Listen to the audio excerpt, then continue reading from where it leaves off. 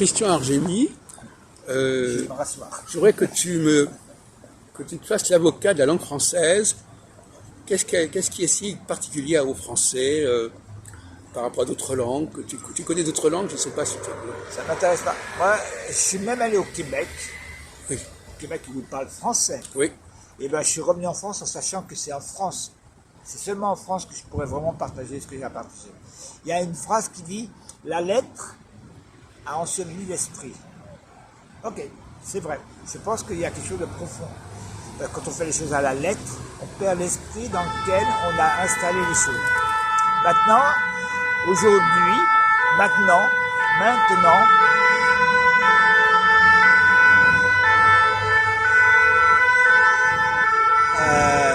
moi je pense vraiment, c'est ce que je fais, que la lettre révèle l'esprit, la lettre française.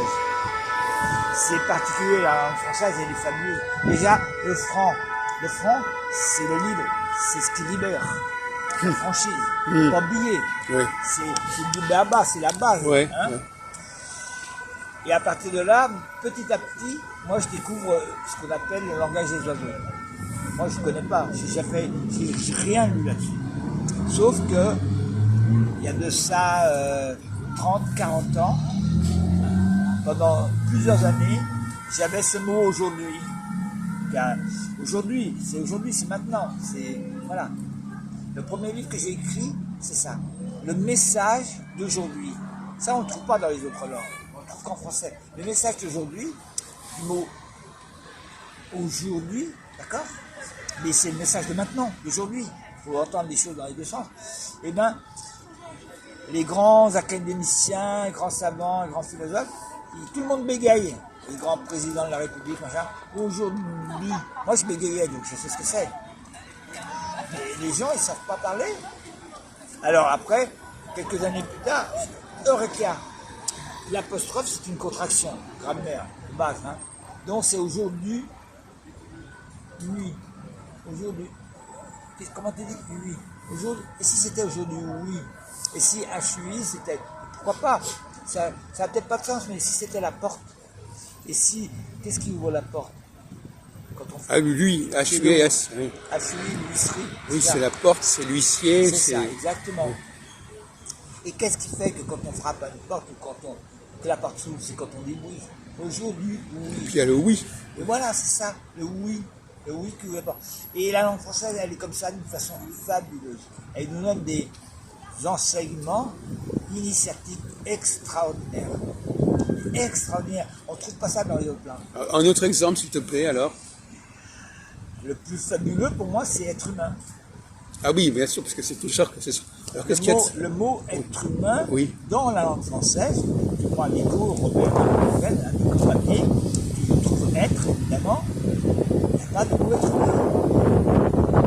Alors, comment ça se fait qu'il n'y a pas de mot être humain, puisque 99% des gens se reconnaissent comme des êtres humains. Si tu prends végétal, animal, on va te dire, ben oui, je suis un être humain. Tu vas cacher la cause être humain. Il n'y a pas de mot être humain. Pourquoi il y a deux mots? Qu'est-ce que ça veut dire? Et est-ce qu'il n'y a pas deux plans qui se cohabitent dans la même Ah oui. être, entre l'être, la dimension spirituelle, la dimension subtile, la dimension, on y met tous les mots, le subtil, le rêve, l'imaginaire, l'illimité, le parfait, etc. Le plan de l'être, hein, et l'humain, la partie incarnée, la partie à travers qui est sur la terre, etc. Est-ce que ça, c'est pas un enseignement phénoménal? On a les choses au bout de notre nez, on ne les voit pas. Est-ce que notre chemin, notre compréhension, qu'est-ce qu'on est venu faire si c'est pas simplement de devenir un être humain? Mais un être humain, pas deux parties séparées avec un vide au milieu. Hein? Parce que le vide, il est là, il est terrible, il angoisse. C'est l'angoisse existentielle. Comment la partie charnelle, carnée, incarnée, née dans la chair, comment cette partie-là, hein, dans nos corps, dans nos cellules, hein, avec tout nos systèmes de relations, avec le temps, avec la matière, comment il peut se relier à l'être? Waouh, à ses rêves, à ses envies, à ses joies. On parle de, par exemple, on dit avoir la foi. Ça, c'est l'humain qui dit il faut avoir la foi. Il faut avoir la foi dans quelque chose, par exemple. La foi, c'est avoir foi. Avoir foi. Si on a foi, on peut vivre. quelque chose, tu prends un, voilà. Ok, mais la foi, c'est du domaine de l'être. L'être, il est dans la foi. Et après, quand tu rentres dans les mots, à l'intérieur des mots, quand tu prends le oui, tu découvres quelque chose de hallucinant. Il y a 4 mots dans la langue française qui sont structurés avec 3 voyelles. C'est étonnant, 3 voyelles. Alors, il y a le oui. Il y a le oui, il y a l'eau, qui est la base de la vie. Ah oui. Il y a hey, ça fait mal. Attention, c'est le signal d'alarme. Et il y a loi, loi qui est la gardienne, plus que le chien. Au Capitole, gardienne. Eh oui, loi des Capitoles. Mais oui, donc c'est quand même quelque chose de fabuleux, 3 voyelles. Eh bien, il y a le oui. Ok. Et le oui, qu'est-ce que vous en faites? Vous le regardez. Il y a un U entre le O et le I. U, c'est peut-être pas très compliqué de dire que c'est une union. Tu unis. Ok, tu vas unir quoi? Le I et le O. Ah ben, le I, évidemment, de nos 26 lettres de l'alphabet, c'est la lettre phallique. Évidemment. Hein, ça c'est clair. En érection, qui va s'unir à la vulve qui est ouverte et qui est en éjaculation. C'est un orgasme d'amour. Ah oui, Waouh! oui. Ah voilà. Oui. Comment on trouve ça? Ouais. Je ne sais pas les autres langues, mais en fait, la langue française. Et elle va nous chercher plus loin. Le nom, c'est quoi? C'est le O, c'est la vie, c'est la matrice, qui est entourée par quoi? La haine. Tellement, je parle du nom qui détruit, qui veut tout.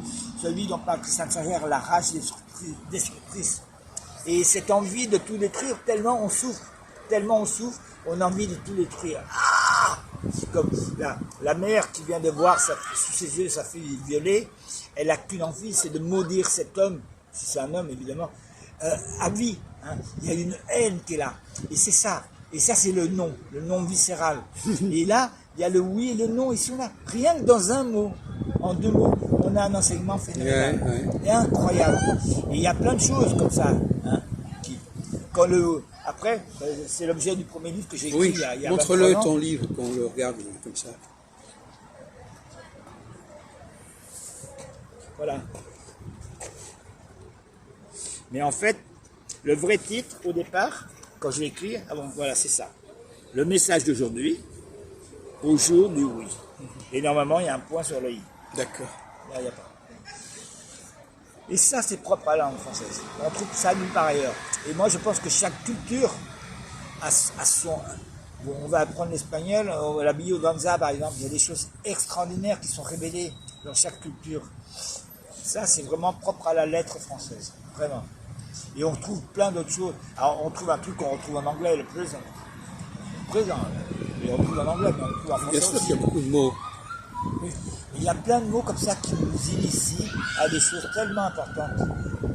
Donc la langue française, pour moi, c'est un trésor, mais un trésor inestimable. Et c'est pour ça que moi, je suis revenu du Québec. Je me suis dit, c'est en France que je suis travaillé. Moi, je travaille avec l'esprit de la Attends, lettre quel française. était le problème avec le Québec? Ils sont pas pareils. Enfin, ils parlent la même langue, apparemment. Non, oui, mais C'est pas la musique, c'est quoi? c'est pas, ils ont quelque chose de fabuleux, mais c'est comme s'ils étaient au niveau, je sais pas, il y a quelque chose. Si un jour j'ai expliqué un truc comme ça avec la sorcière, la souricière, etc., avec les mots, tout ça, et la femme qui est une bonne québécoise extraordinaire, une sage-femme qui a les pieds sur terre, et tellement de bon sens, tellement d'humanité, elle me dit, oh, gentiment, il n'y a qu'un Français pour parler comme ça. Parce que, voilà. Et donc, cette culture française qui nous emmène à l'Académie française, etc., avec des gens complètement fabuleux, elle a cette richesse d'intuition extraordinaire. Voilà. Tiens, je crois qu'il y a un monsieur qui s'intéresse à ce que tu fais, tu es prêt à aller le voir.